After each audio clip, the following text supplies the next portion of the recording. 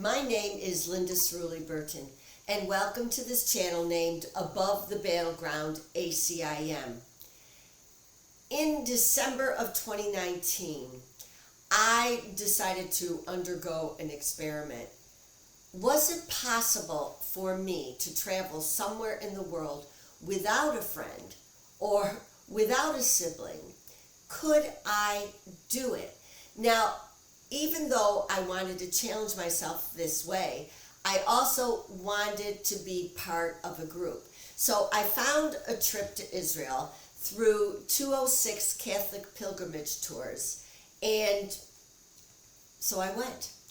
And I can honestly say that on every level, this particular journey changed my life, changed the direction of my life, provided the greatest impetus for pursuing my spiritual path.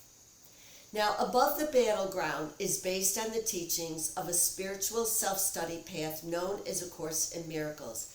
I've been a student of A Course in Miracles for many years, and it's only been quite recently that the urge to really apply myself to this path became overwhelming.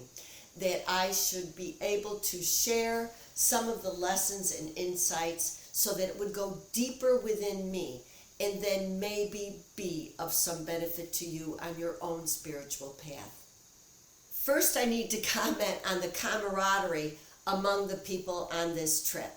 When you find a group of people who are like-minded and in their right minds, in the mind of spirit, peace, joy, love, sense of unity, when you find that, wow, it gives you a dose, it gave me a dose of what life would be like in eternity. Joyous. So we were there, all of us, to walk in the footsteps of the historical Jesus. While every part of this trip was just amazing, for me, being like a crazy, wild, ancient humanities kind of person, I think I was most attracted to the Sea of Galilee, to what was around the Sea of Galilee and on the Sea of Galilee when I was in a boat, and my heavens, those waters can be rough. Also going to the museum where they had unearthed a boat that was carbon dated back to the time when Jesus would have lived. I just was fascinated. I particularly loved Capernaum, where they say the ministry of Jesus began, and you can also find in the bottom level of a series of synagogues that were constructed, one that would go back to the time of Jesus. So all in all, everything about this trip was riveting for me. Now, in A Course in Miracles, the term Christ is defined as the totality of the sonship. God the Father created the sonship in total eternal love. Now, somewhere in our subterranean ego minds, we believe that we broke off from God, and now in this 3D world, we suffer from the concepts of sin, guilt, and then fear of retribution from the God for what we have done.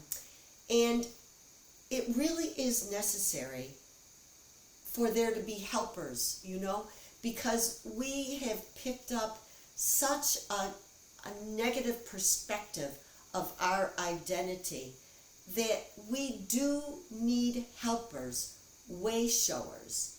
And for those of us who have chosen A Course in Miracles, that way shower is Jesus. Others on other paths will find their way shower.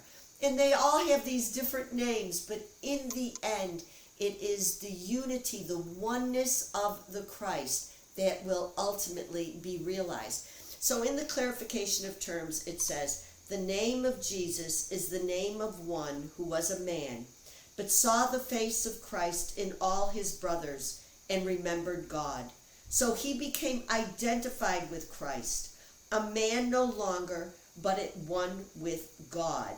Now, it's like they show up these helpers, and in this case, Jesus, shows up in the illusion to walk us to the edge of the illusion where God will take us back into where we never left. And I just think this is very, very wonderful. It is complete identification with the Christ, the perfect Son of God, his one creation and his happiness, forever like himself and one with him. Jesus became what all of you must be. He led the way for you to follow him. He leads you back to God because he saw the road before him and he followed it. He made a clear distinction, still obscure to you, between the false and true. He offered you a final demonstration that it is impossible to kill God's Son, nor can his life in any way be changed by sin and evil, malice, fear, or death. When I think of the followers of Jesus, I think of me and you and everybody we know who are deeply flawed, but still can recognize what is good and what is beautiful and what is ultimately perfect. And that does restore my faith in every step of the journey, that we would find our way home. Now listen to what else it says here. And when you, me, join your will with his, with Jesus, your sight will be his vision, for the eyes of Christ are shared. Walking with him is just as natural as walking with a brother whom you knew since you were born, for such indeed he is. And I think about that in another spot in A Course in Miracles, Jesus says, look at me as your elder brother. Respect me, be devoted to me because I'm devoted to you, but save your awe for God the Father, for absolute, perfect, eternal love. And finally, this little section closes with something that is so beautiful.